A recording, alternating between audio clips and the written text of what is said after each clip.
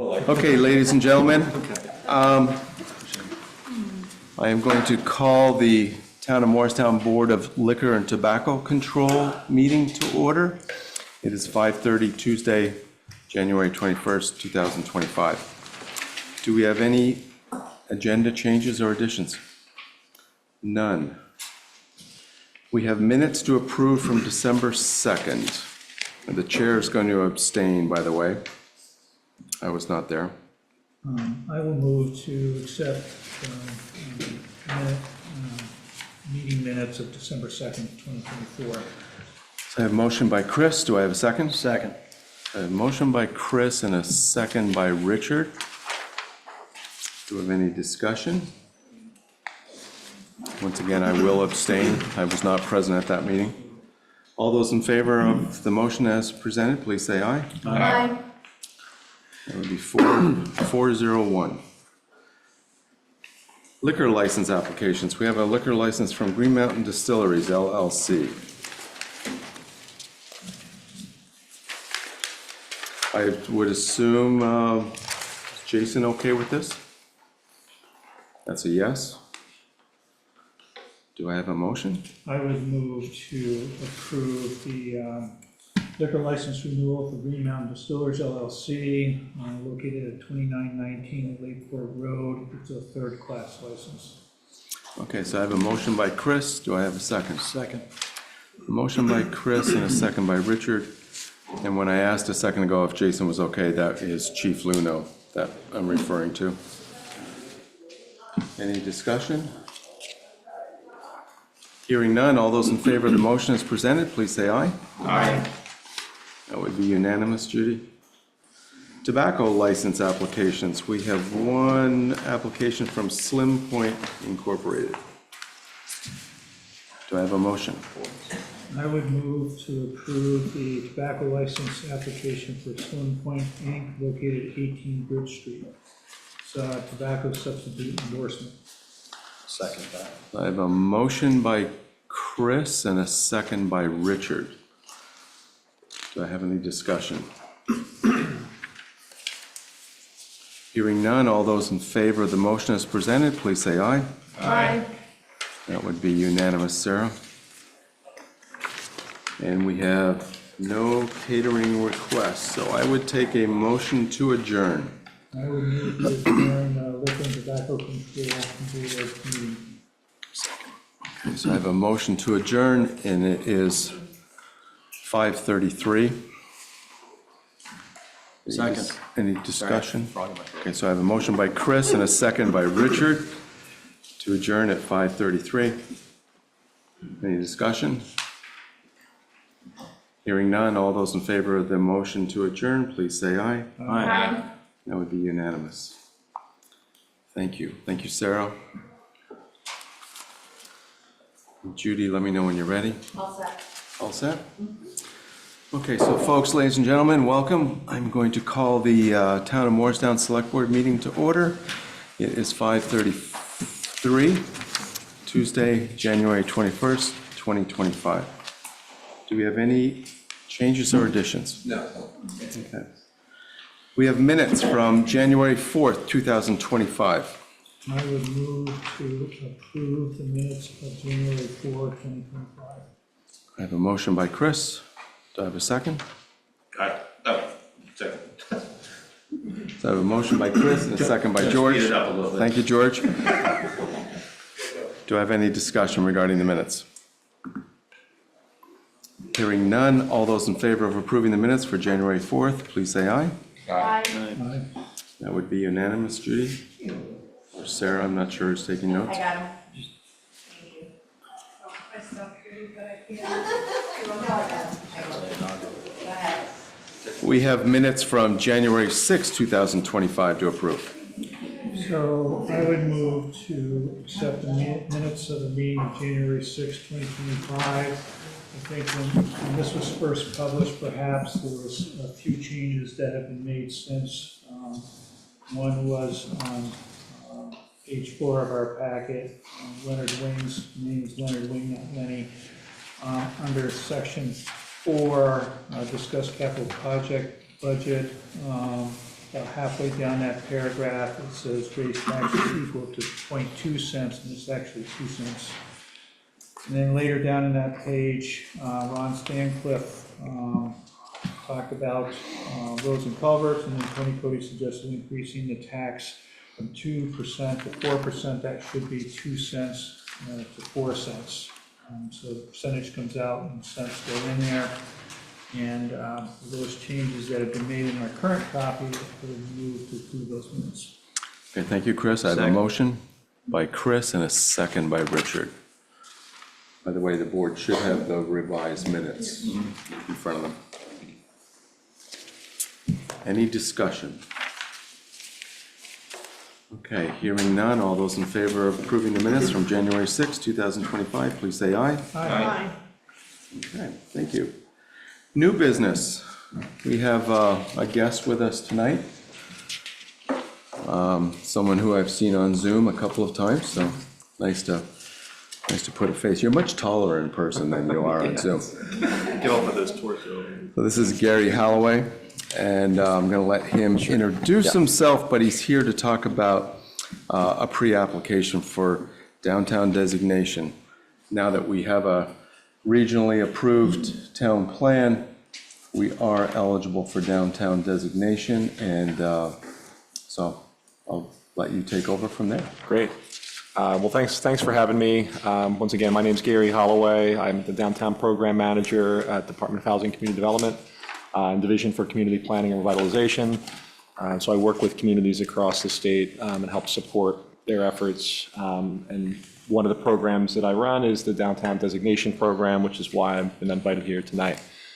How do we, as far as using the slides, do I just say next slide? Is that how we'll do it? Yeah, we're going to share the screen. Great. With the audience. Well, she's getting that ready. So I've been in my position for a little over 10 years now. I've been fortunate enough to work with about 25 different downtown organizations and municipalities across the state. I work generally with some of our large, mid-sized to larger size communities, which end up in the downtown program. First few years I was in the position, I had an opportunity to work with Morrisville, and I'm really glad to see, the interest in getting the town back into the program. And I'm going to go through a bit about the benefits of the program and kind of how we operate, kind of the model of how we operate. Feel free, to stop me at any time if you have questions, or I can, however you'd like to do it, sir. If you want to reserve questions for the end, or whatever your preference I'm is. going to let you present, Okay. and we can Sounds ask good. questions later. Okay, that sounds great. So as I mentioned, I'm in the Community Planning and Revitalization Division. There's now 9 of us in this division. As I mentioned, I oversee the Downtown Designation Program. We have a Village Designation Program. I'm going to go through the various different benefit grant programs that we have.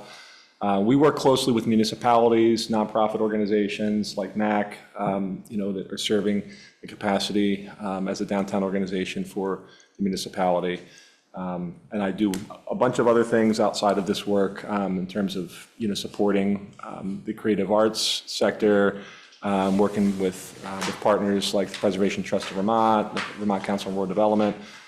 So a number of partners that we need to work with across the state really to make this work, to make it work. We need to collaborate together, and that's a big part of what we do. So next slide. In essence, the work that we have before us is going to rooted in smart growth. We love Vermont. We want to keep our downtowns, vibrant, and our communities, accessible. We want to make sure that we're preserving the landscape of Vermont as well. So we're trying to, prevent against sprawl and trying to really kind of encourage the development in and around our centers. And that's kind of the root of what we're trying to do. A lot of our work is also rooted in historic preservation. It's kind of where this program was born. Some of you may or may not know this, but back in the 90s, the entire state of Vermont was listed as one of the most endangered places in the country.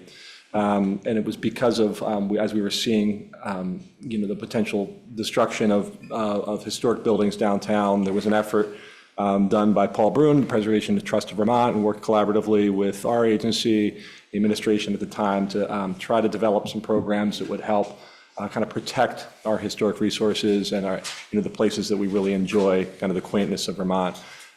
So preservation, historic preservation is a big part of kind of what we value. But we also need to look to the future. So having vibrant places, historical context is great, but without having people and things to do, reuse of old buildings, we don't have much, right? So we want to encourage, public gathering spaces. We want to encourage private and public partnerships to help kind of develop and bring, economics into play in our centers. I'm going to touch briefly on these 5 designations. I'm not going to go into great detail on any of them. For the purpose of tonight's conversation, I'm going to talk mostly on downtown designation. But as I mentioned, we have 3 core designations that are currently where we are today. And I'm going to talk a little bit about how it's going to change again next year. But we have village centers, we have downtowns, we have new town centers. New town centers are areas that they don't have a historic central core. If you think of South Burlington, for example, we created a program that would support communities that didn't necessarily have something to begin with, in terms of our historic kind of center. So we have a few of those. We have many village centers and downtowns. The village centers tend to be kind of our smaller communities. Think Hyde Park, for example, Johnson. We have communities that are participating in the Village Center program, and they have access to benefits as well. Our downtowns have a little bit more criteria and qualifications to get into the program. That's why we only have 24 currently. And then we have add-on designations to support our centers. The Neighborhood Development Area program, once you receive that core designation, you can then be eligible to pursue a neighborhood development area. And that's something that the town certainly might want to consider as you're considering housing development in and around your existing neighborhoods or vacant parcels. There are some great benefits to that program in the way of Act 250 relief, permit reductions, fees, water, certain caps on water fees. I'm going to talk in a couple slides down. I'm going to talk a little bit more about what the potential is for some of the existing programs around housing, but we'll keep going on this. Here's just a quick snapshot of the designated village program, and in orange you'll see how many communities are designated. You can see most are. This number has gone up significantly over the last 10 years. Next slide. Downtown program, we have currently 24 designated downtowns. It's been pretty stable over the last 10 years. The last community to come in 2 years ago was Hardwick, and maybe 7 or 8 years ago, Stowe moved from a village designation to a downtown designation. So we've hovered right around 24 for the last 10 years, minus 1 or 2, plus 1 or 2. Next slide. With the downtown designation, we establish a boundary around kind of historic built environment. Anchored by civic buildings, anchored by churches and other public buildings, sometimes inclusive of neighborhoods, but usually not large swaths of neighborhoods or empty, large pieces of empty land. This was a map from 2008. It's the most current one that I had from when Morrisville was last designated. So I just wanted to kind of give you a sense on what is the boundary, what may a boundary look like? And that is obviously up for some discussion as we go through the application process with Morrisville in terms of what is and what isn't. I'm going to talk a minute here about the changes that are coming. So as we sit here today, we're operating under the current framework of the designation program. But last year, Act 181 made some changes in the law, really changed how our designation programs are going to be operating moving forward. And we're kind of in that on-ramp period where we're still operating under the old law, but we're moving in towards these changes. And I'm not going to go into great detail about all the different changes, but one thing that is going to change is we're moving from kind of that village, downtown, new town center concept to just calling it centers. Like we're going to have you're going to be in a center, and then there's going to be that add-on designation around neighborhoods around the centers. Within the centers, there's going to be 3 steps. So if you come in as a downtown this year, in 2025, then you will be kind of starting out at step 3. Our current Village Center program is going to be starting out at step 2, and then all the other communities are being mapped by the regional planning commissions are going to kind of start in as beginner step 1. One of the big changes in the program is that we're kind of getting out of the mapping business in our division, in our department. The regional planning commissions across the state are going to be mapping every town in Vermont over the next year, and when they get done completing that mapping process, the boundary that we establish for your downtown designation is going to ultimately change and revert to what's approved by the Land Use Review Board, which was formerly the Natural Resource Board. The regional planning commissions will present that mapping, and will get approved by the Land Use Review Board, and then we'll accept that new designated area. So I just want to kind of flag that, because as we talk about mapping, that what we decide on this year is ultimately will change next year. So I just want to kind of put a pin in that for now, and we'll keep moving through. So benefits of the downtown program. There's a line in the center here, and really it was the village program has access to the benefits below the line, and then downtown designation has access to the benefits below and above that line. So some of the benefits that you can look at, and I'm going to go through each of these or most of these in another slide, but Downtown Transportation Fund, Act 250 relief, reduced permit fees, I mentioned that earlier. We have a new program called the Downtown Vibrancy Fund, which supports our nonprofit downtown organizations with capacity. Obviously, technical assistance, we're always there for our communities to help support them.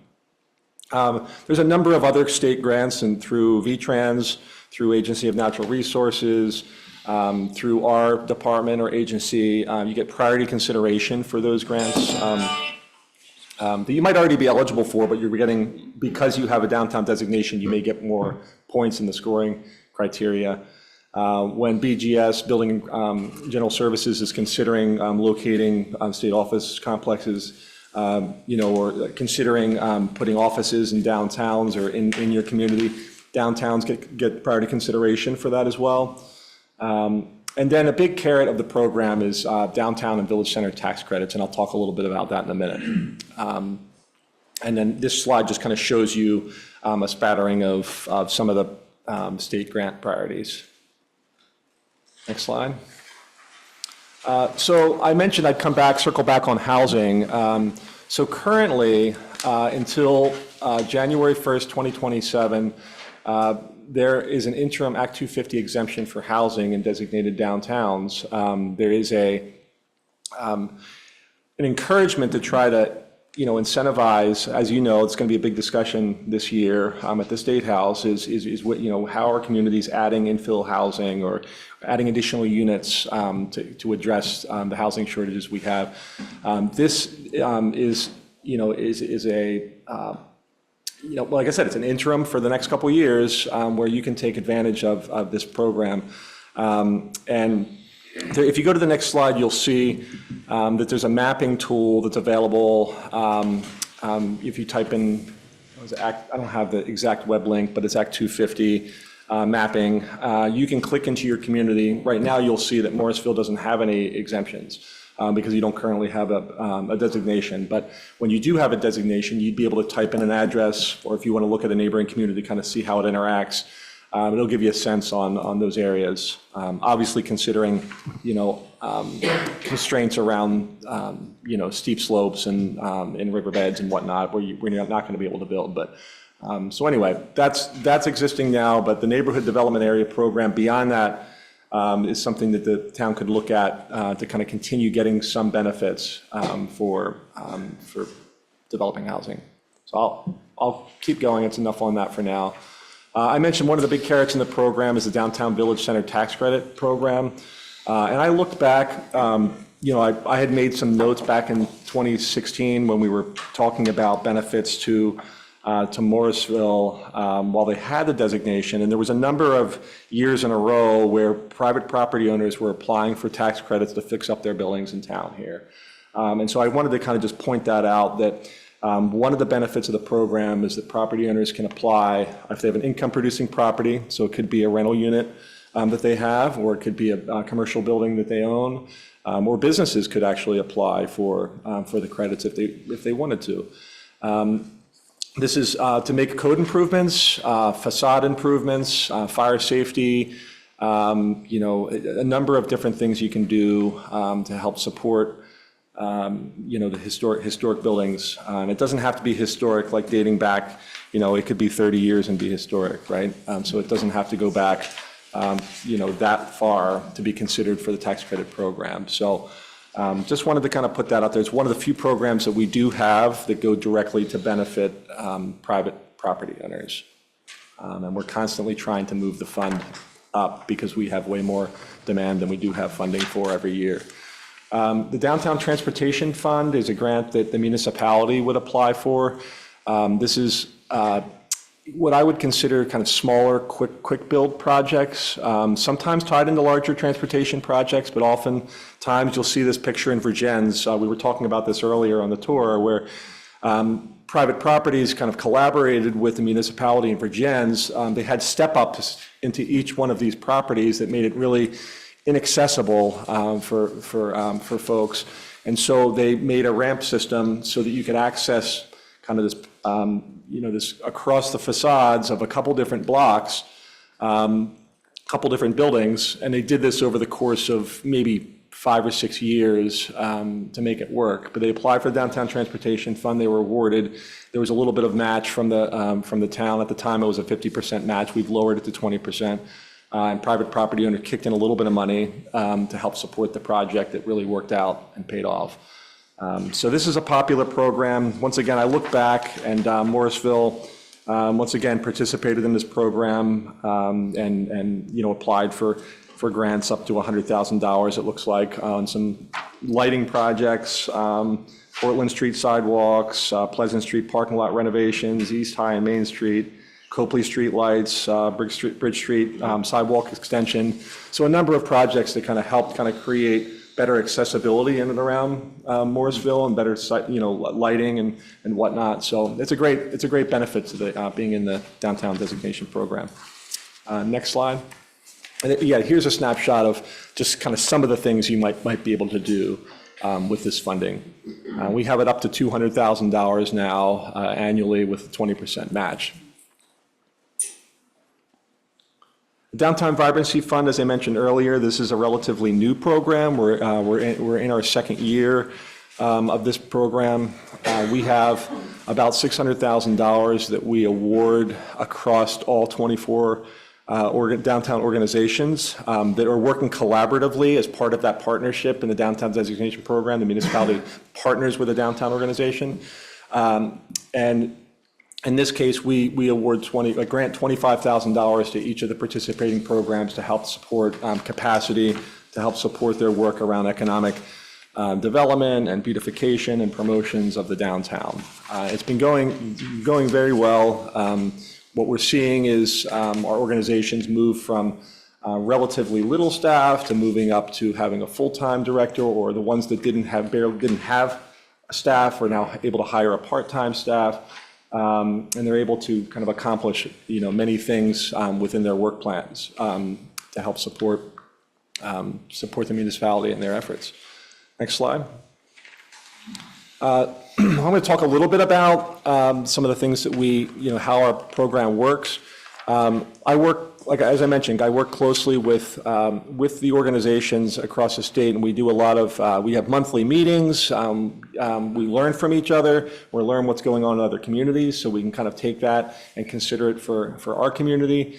We have biennial conferences. Maybe some of you have been to the Downtown Historic Preservation Conference. We partner with the Preservation Trust of Vermont, and now with the Vermont Arts Council. This past year, we had it in Bellows Falls. It brings together about 400 people from across the state that are working on downtown, we're working on various, not just downtown, just working on various community revitalization initiatives, or creative arts, to the housing, to you name it. So we bring these practitioners together and we learn from each other in a learning event. We have retreats at the Grand Isle Lake House each year. It's kind of a 48-hour kind of learning retreat with our peers across the state. We have an advocacy day at the State House to kind of support, advocating for various things. And then we do kind of technical assistance and trainings kind of as needed, based on different needs. Next slide. The Vermont Downtown Coalition formed about 3 years ago. It's made up of all of the downtown organizations across the state. They found that they wanted to have more of a voice that was separate from, I work for the administration. They wanted a voice that could kind of, advocate for themselves. So they did so. Early on, they were able to advocate for that Downtown Vibrancy Fund, which I just spoke of earlier. So they have, they have a voice, and they work together on common issues. I'm going to talk just a little bit about what we see as the value of downtown organizations and how they play, what they do and the role that they play. We are part of Main Street America, which is a national program that was born in the 80s in response to kind of the flight of downtowns. And I'm the coordinator for Vermont, and therefore I work with our communities here in Vermont.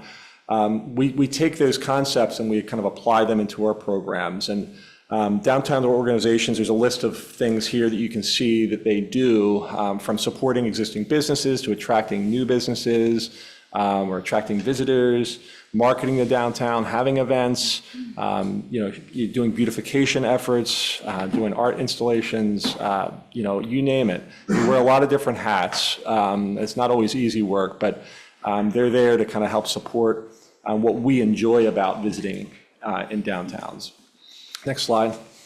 And then we follow Main Street four-point approach, and I'm going to kind of touch on that in each of these next slides around economic vitality, design, promotions, and organization to kind of give you a sense on where we try to shape our work.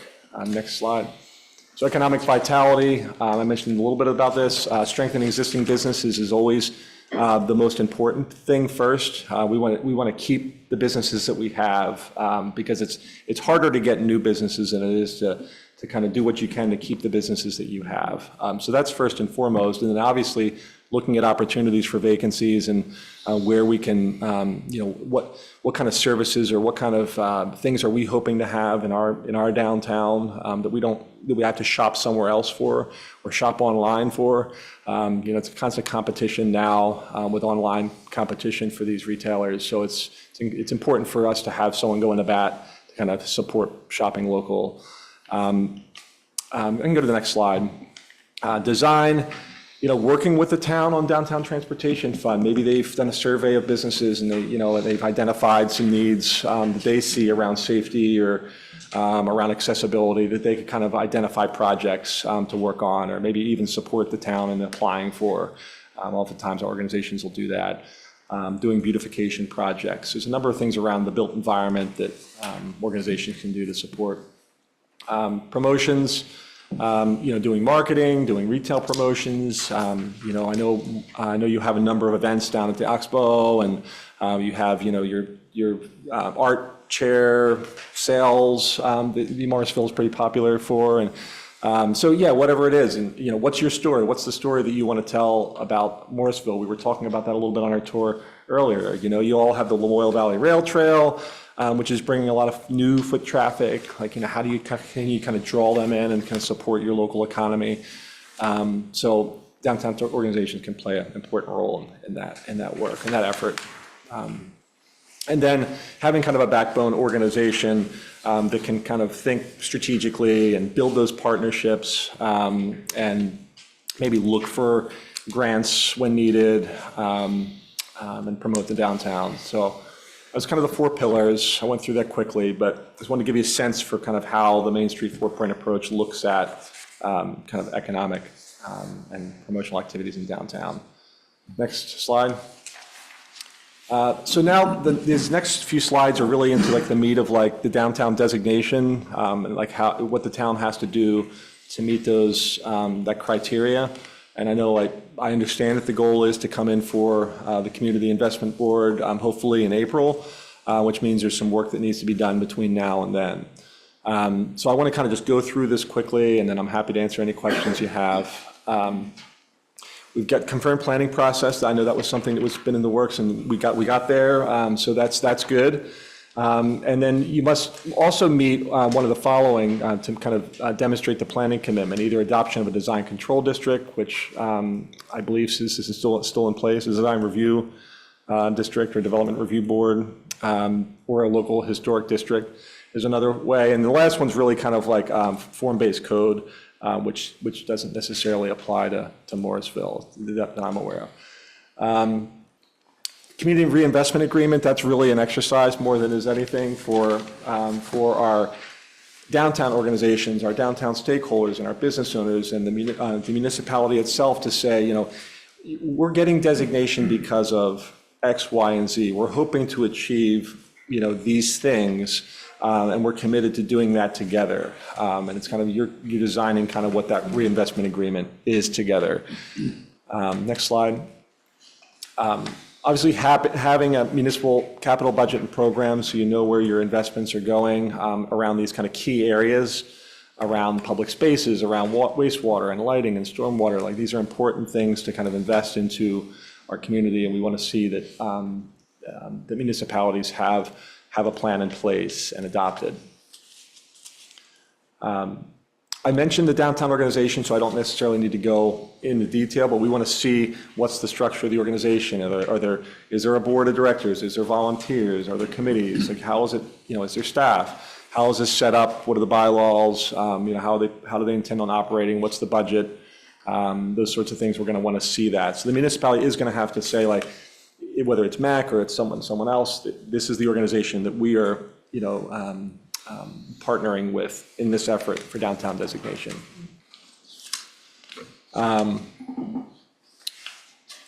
Next slide, I've already kind of touched. So they do need to have a downtown organization needs to have a 5-year strategic plan in place, so they kind of know what the work lies ahead for them.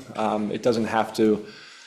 That's a plan that's going to be, every year is going to be updated and changed. So I know that, MAC is working with somebody to help kind of support those efforts now. And so I went through a lot of information and not a lot of time. So happy to kind of answer any questions and fill in what I didn't cover. Thank you, Gary. Thank you very much.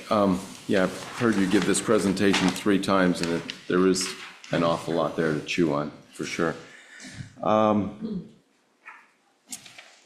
Can't help but notice all the potential benefits there are for downtowns, and you said you're looking at towns around the state that are significant in size, and Morrisville, I like to remind people, we're in that top 10%, so I think we're number 25 in the state right now for population size, so it seems to put us in there. There's a bunch of things that got my attention with the transportation fund. Talked a little bit about sidewalks. The bike trail, you mentioned that, rail trail. Since it's gone in, I think certainly businesses that are near the rail trail have noticed an upstep in the number of people coming into town. You talked about historic restoration as well, and we have a building in town that we've talked about as a select board, the Noise House and the Noise Museum, and that's in need of a lot of repairs, and we're having a hard time finding the money to put into that building. Are these grants, do they typically have matches associated with them? Each one's different. The tax credit program it operates less as it operates a little bit differently, right? This is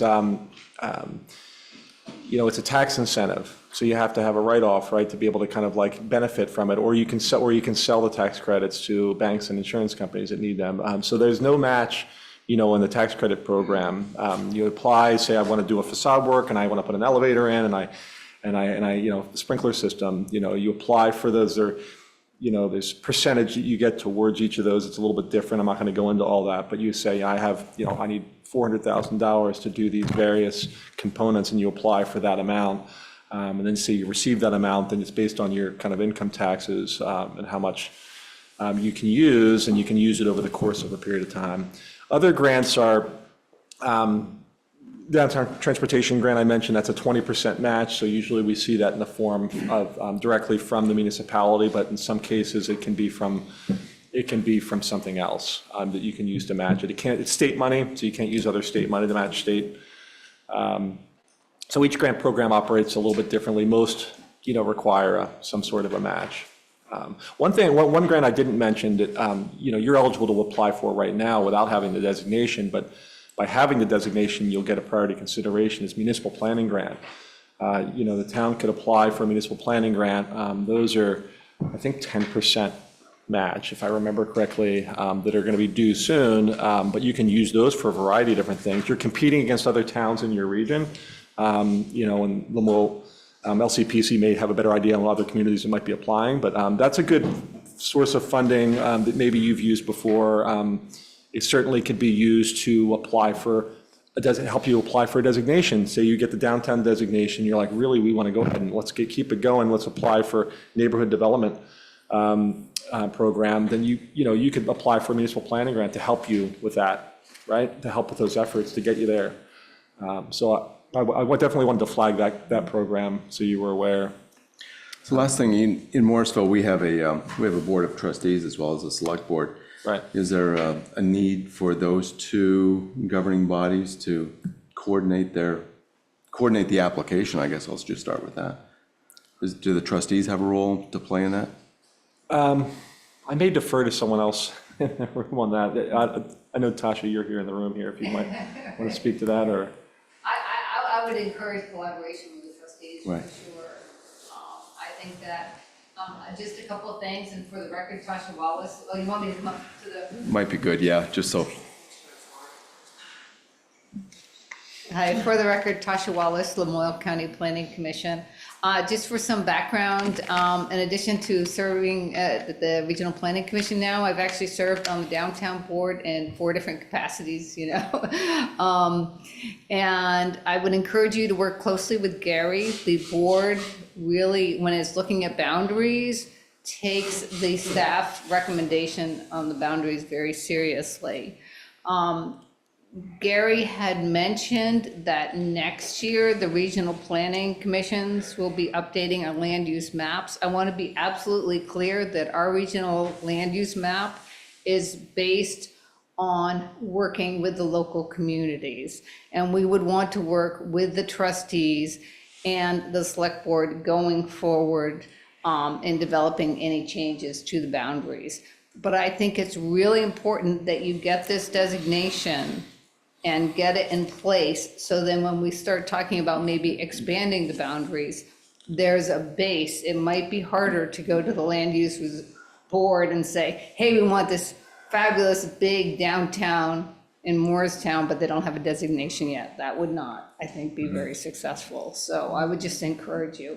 And I think working with the trustees is important, since so much of the designated area is within the village boundaries. Okay. And I'm happy to answer, and we were happy to provide any support we can to the community to make this happen. You'll need a map. We're happy to make the map and do anything else we can to forward the goals that you are trying to achieve.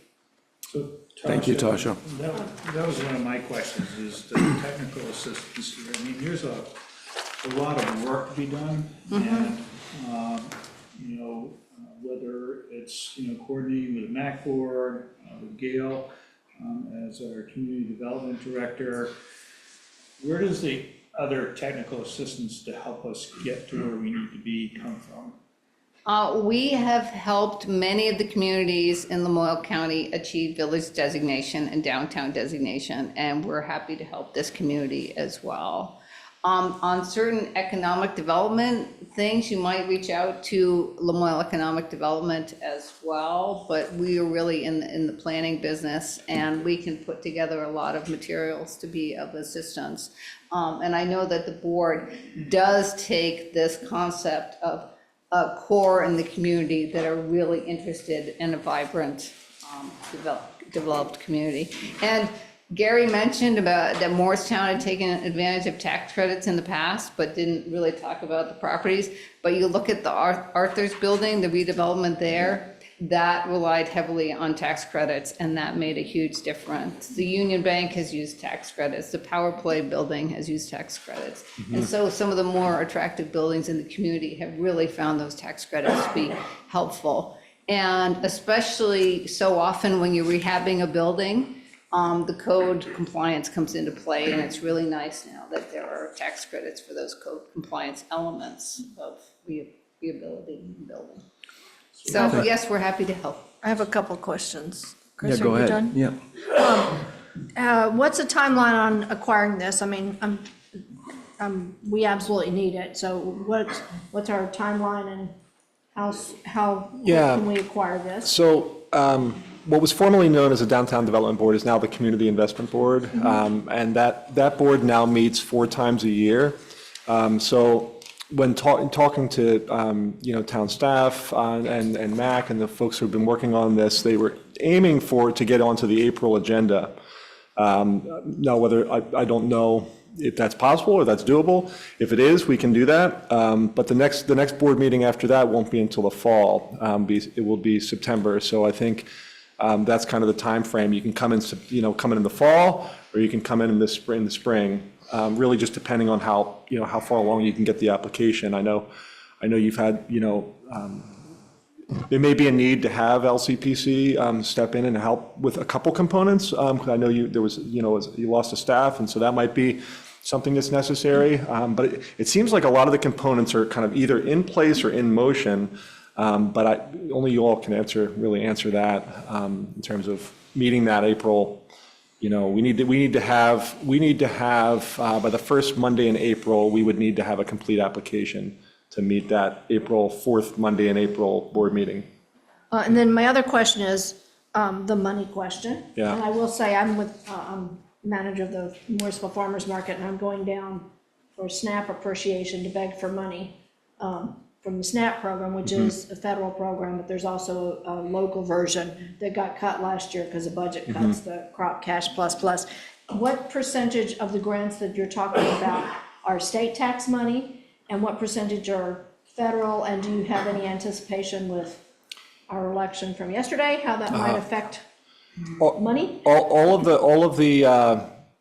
Most of the programs I mentioned are state money. The exception in that would be, if I mentioned community development block grants in my slide, that obviously that's federal. But most of the grant programs I'm speaking about today are all state money that I don't anticipate, seeing cuts to. They've been pretty stable programs that we've actually just been getting little bits of increases in over the years to keep them going. So, Great, yeah. thank you. Yeah. Other questions? And Go ahead. I'm sorry, I'm happy to meet with Brent and Gail. Nice to meet you, right? With staff to just probably, work on the list of all the things that need to get checked off by that April date and see if we can achieve those. So that was gonna be my question. Yeah. What's the machinations of the next step, so. Yeah. That's really helpful, thank you. Yeah, thank you so much. And one thing I wanted to kind of, if you don't mind me adding to, I know it's a bit of work to get the designation, right? There's a bit of work that has to happen, but really, we've tried to make it so that once you're in the program, there are some basic requirements annually, whatnot, but we really, it's an opt-in program, right? Like once you have the designation, you're going to take advantage of it as much as you want to take advantage of it. It's not really meant to be a program that punishes you for anything, right? This is like, we now have the designation, now we have this menu of benefits that we can, take advantage of.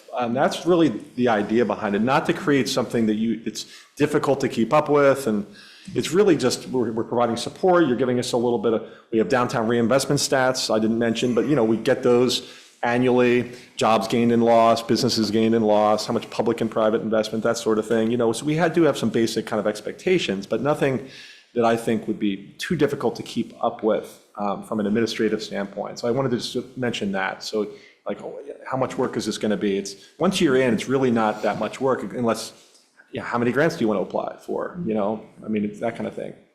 Other questions from the board? Just a comment. I mean, it's wonderful to see the benefits that we're already being exposed to now being part of the Regional Planning Commission. And fortunately, we're now realigned with the Regional Planning Commission. But this presentation just shows us what the capacity we have that we didn't have just a few months ago.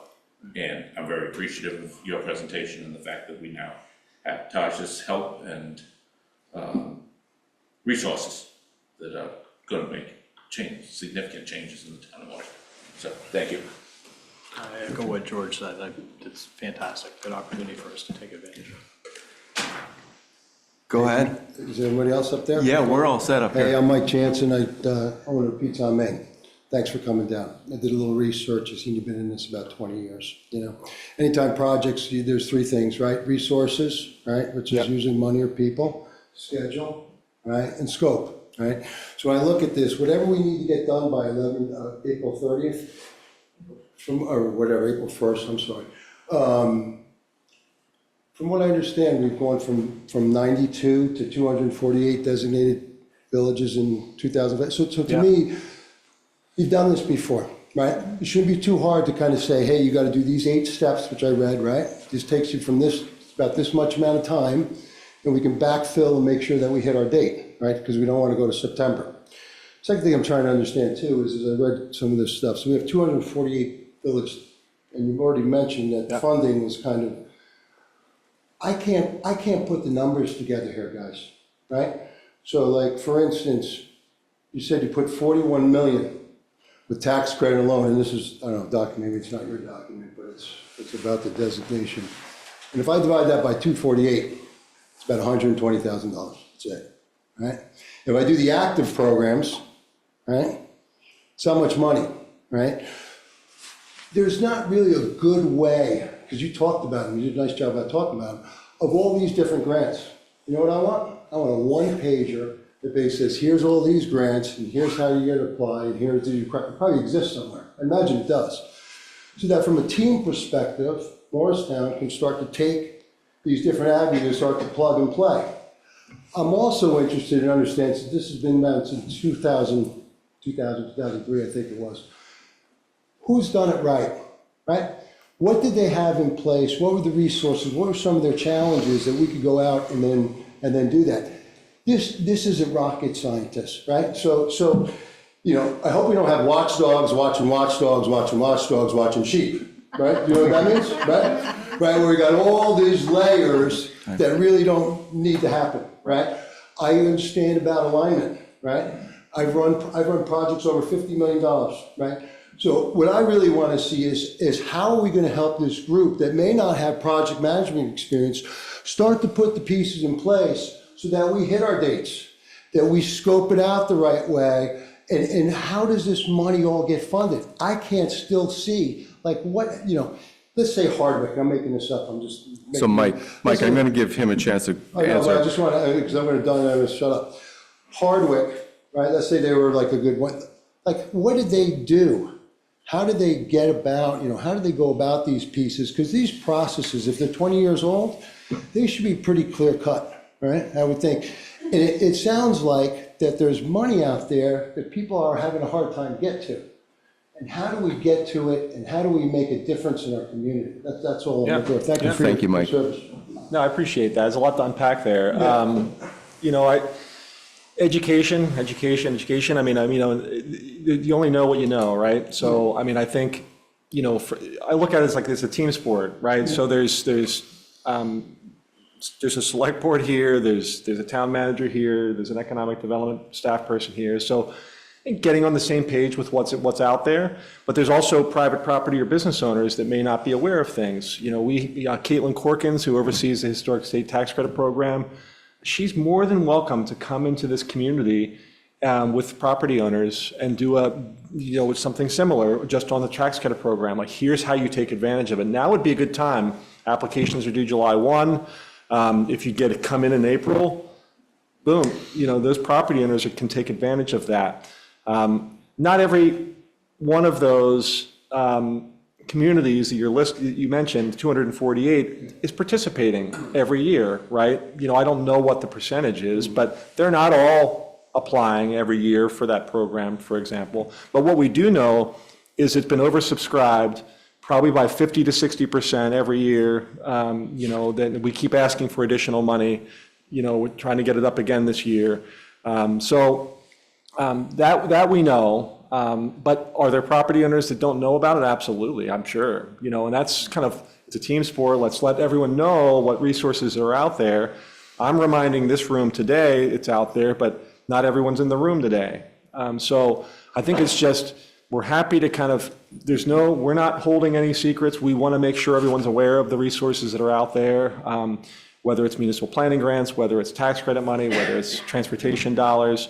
We don't have a lot of money, unfortunately. I don't actually have really any money outside the tax credits that they can help support business owners. I know that was a question that we were hoping to kind of touch on tonight, and I kind of want to mention that is like a lot of the work that we do is indirectly going to help support businesses, not directly, but indirectly, and that's inclusive of businesses in the downtown and outside of the downtown. That we want to see all of those entities succeed. How do you make that succeed? Like, what's St. Johnsbury's success? Like, how do they go from where they were 10 years ago to like where they are right now? And they're still addressing a lot of issues in St. Johnsbury, right? But, it's a 20-year overnight success. That's what Joe Kasperzak will say, right? It was a 20-year overnight success. Well, what did they do? They laid the infrastructure, right? They laid the sidewalks. They put good lighting in. They did good wastewater systems, water systems, stormwater. Like, they put the bones in place. They helped kind of facilitate the development of a really difficult building, the New Avenue project, right? That kind of transformed, it kind of was a catalyst for like businesses wanting to move in to some of these other vacant places. And so it's not one thing, it's kind of like all of it, right? Like, you need to do all of those things, but it takes a lot of time. But I think education, so making sure people are aware of like how to get there, and then having the capacity to do it. You may have to lean on LCPC to kind of help you get through the goal line here in April. You may have to lean on some volunteers at MAC that are working on the strategic plan and the budget. Well, I know you're going to have to. So anyway, I don't know if I answered you. Like I said, it was a lot to unpack there. That was great. But it just, again, from a project perspective, right? You're talking about, listen, if you get this grand plan, you got to get some milestones. You're building up your infrastructure, building your new services, right? And then you'll be able to do that. Laying that out is not easy, right? You've done it before. So, how that happens, right? And then the grants that all these guys are going to want to pick to, do they have a list that they can just say, oh, this one's for this one, and they create that out? I would think there's a table that kind of lists those all out, so it'd be handy for them, right? Because they mentioned 3, 4, 5, 6 different projects that they're interested in, and I read the plan. So I just want to make sure that we got stuff that's easy that people can understand and move forward with. So Mike, I want to open this up to other comments. Yeah, come on up. Mary Lou Nichols, Morrisville. And I just want to talk about the trickle-down effect of if we need to have the designated downtown, because, for example, River Arch, there's probably 4 grants right now, but they can't apply because we don't have designated downtown. So you see how it trickles down to other organizations. The other question I had is, I wrote it on my note, but because of some of these old historic buildings, I mean, we have a lot of them that we're using for other things. Where did you say the sprinkler, like grants fit in under what? Yeah, it's under the state historic tax, the tax credit program. Say it again? The state historic tax credits are, for fire safety, so that would be inclusive of sprinkler systems or. Where do you find that? Where do I find that? About the program? Yeah. It's on our Agency of Commerce Community Development website. If you Google, tax credits, Vermont, it should bring up that main page, and then you can click into it and it'll give you kind of the breakdown to pay for, it's a percentage for different types of improvements to the building. sprinkler, which seems to be a big issue in a lot of these older buildings. Yeah. Is it just for the historic buildings? Is it, Yeah, there's, like I mentioned, it doesn't mean that it needs to be like a building listed on the, like, on the, national registrar, like, that's not what, they define historic, and the year keeps moving, so I can't remember what the year is, but, I mean, there's buildings in the 80s that are historic. So I can't remember. 1980s. Yeah. So it's. that's like 43 years old. But it needs to be, but it does need to be within that boundary. That is one of the black and white programs in terms of like in or out.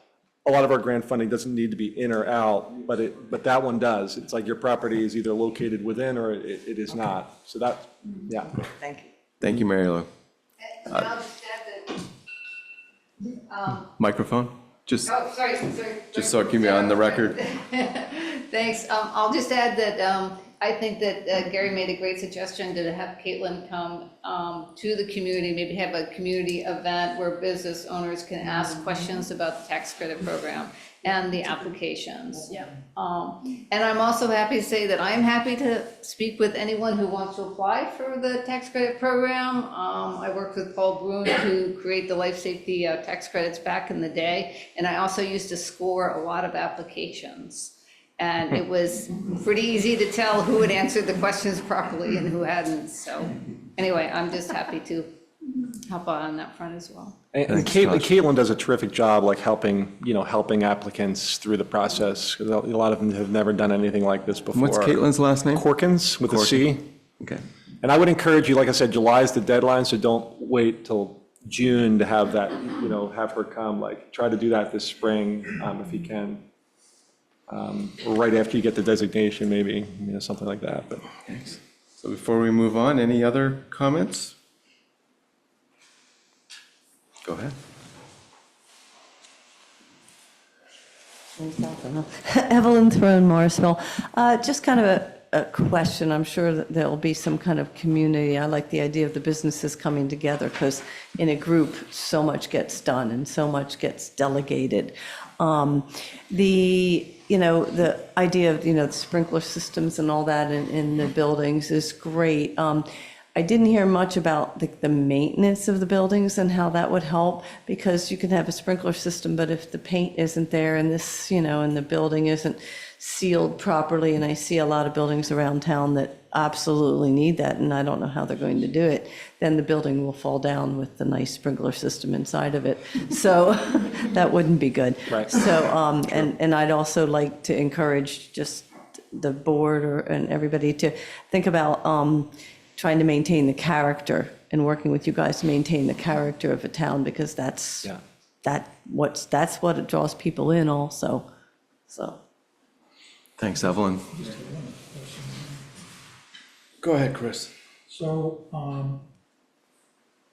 because it's difficult for business owners to carve out time in their busy lives, having a meeting would be great, but is there a packet of information that the municipality can make available even beforehand so that business owners can, go through this information, ask knowledgeable questions, and then be ready to, apply for something after we get our designation, so that the lead up to it would be beneficial.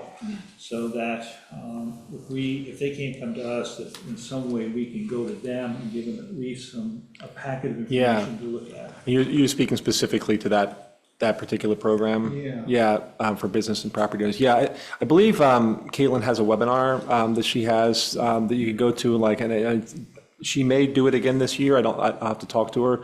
But the idea is to kind of talk people through the process, about what the benefits are, and talk through the process. And then there is information on the website. I don't know if she has that posted up there or not. It may be, but certainly there's some guidance information that you could share now, get people thinking about it, saying we're anticipating, you might want to take a look at this, so they can read it in their own time, and then maybe be prepared. And if they can't make a meeting, happy to take questions. They can call Caitlin when they do have free time. She can arrange time to kind of talk to them one-on-one on their specifics of their project, and whether or not, whether, ceiling or things like that, sometimes, can be included in a construction cost. I can't speak to that specifically because it's not my program, but those are the kind of things that Caitlin can speak to. So she's terrific. I mean, one-on-one, she'll meet them where they're at. But if you want for the municipality to get some information, to be able to kind of disperse, you can certainly pull that off of the HDF Commerce's website. You click funding and incentives, and you can kind of see our various programs. And there's guidance documents for all of our programs right available. Okay, great, thanks. And we also have something called the funding directory that it needs to get updated.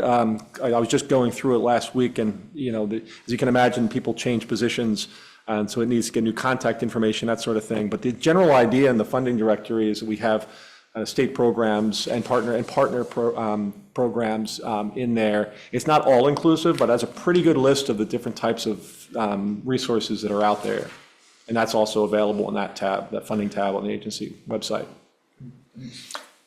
Well, thank you, Gary. Thank you very much for coming. Thank you for your presentation, and thanks for answering all of our questions. And look forward to working with you some more.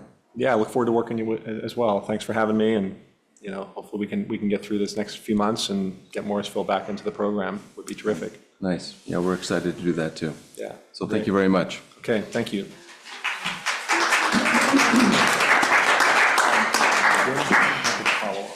Okay, I'm going to move on with new business. Review the draft warning. In our packets, we do have the warning that's going to go out for town meeting. I read through it pretty carefully, and at one point noticed some numbers that really didn't seem to jive too much. It's not a huge error, but there is a mistake here on, we did check with Tina on Article 5, so the 115,457 number is correct. But in Article 6, it should read 230,914. You can see what the mistake is. They just juxtaposed the digits there. But I did talk to Judy earlier, but I just wanted to bring that up tonight, just in case somebody else had noticed it, just to let you know that the board had noticed it too. So Article 6 should read, shall the voters authorize raising taxes equal to 2 cents on the grand list, approximately $230,914. Thank you, Sarah. To be dedicated to the Bridge, Sidewalk, and Infrastructure Reserve Fund. Other than that, any other catches? We're just reviewing tonight. We don't need to take action on this. Next week we will, but not tonight. Well, I have a question. Yeah. Now that we don't have a zoning administrator, and they were one of the lower paid staff members, I have concern that we need to go back to the budget, and we've got to add more money, because if we're going to spend all this money on a consultant, and we don't have money to pay somebody, so I think we're got to look at that.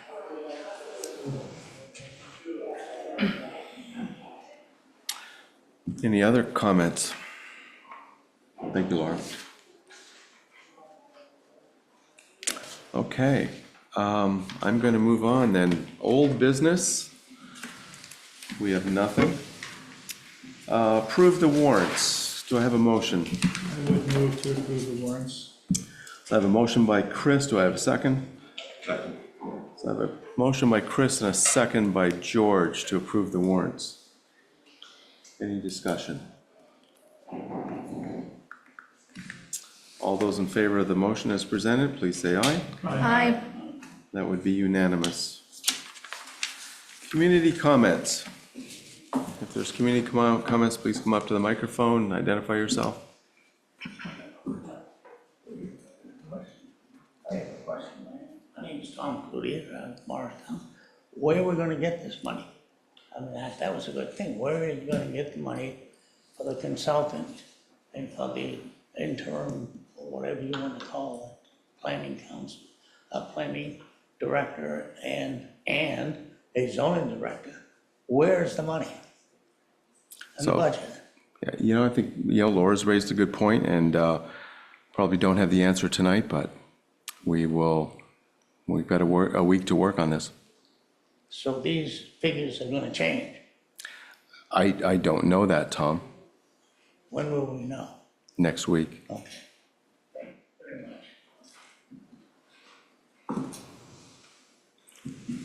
Other comments from the audience?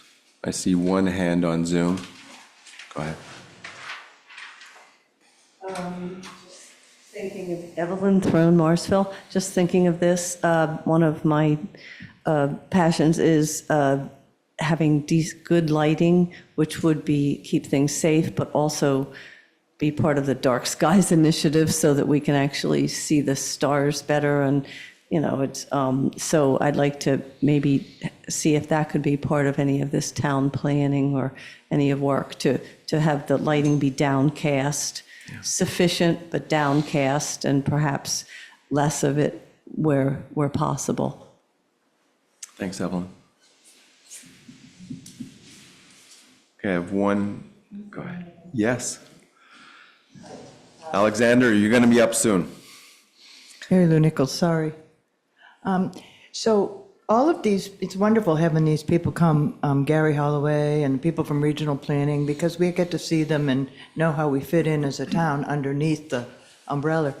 But I think, keep in mind that one of the most helpful things that happened with sorting out the rec summer camp program too, and I really think it's wonderful, is think more about having some more of these. Thank you, George, thank you, Dawn, breakout sessions, where every now and then you can have a issue come up and maybe you folks can deliver, or some of you deliver a little community information.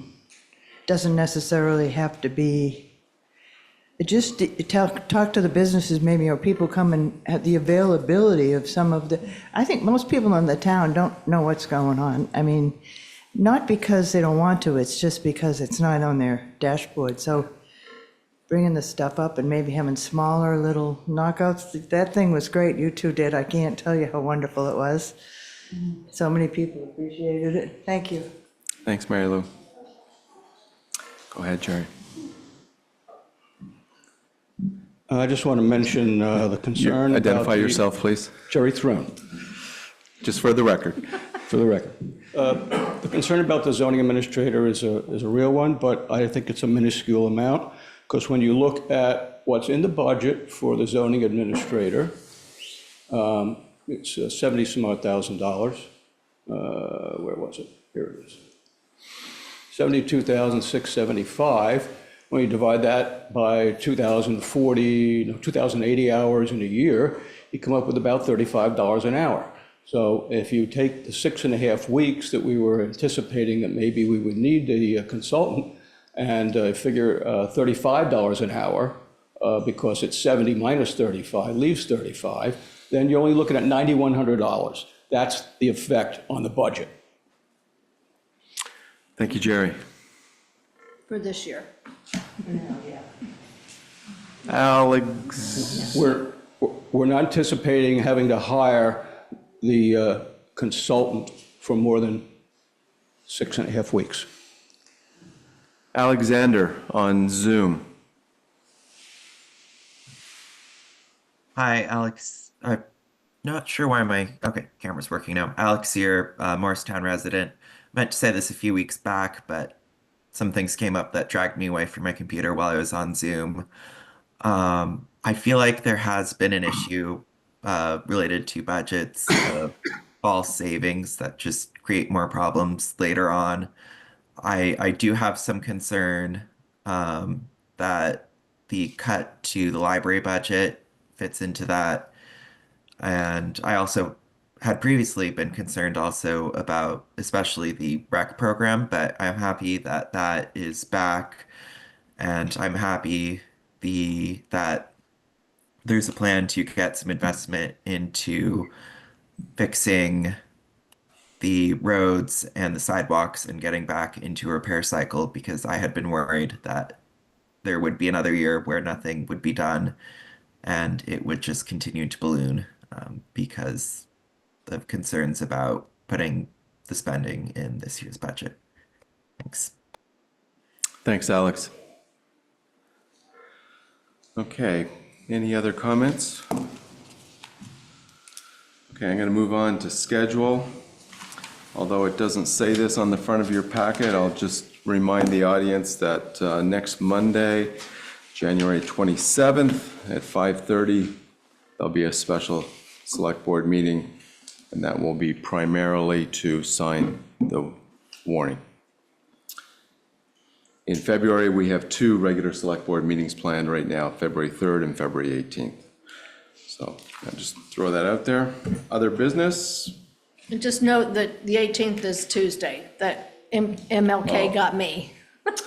17th would be President's Day? Yeah, so just, Okay, thank you, Laura. I missed MLK, that got me.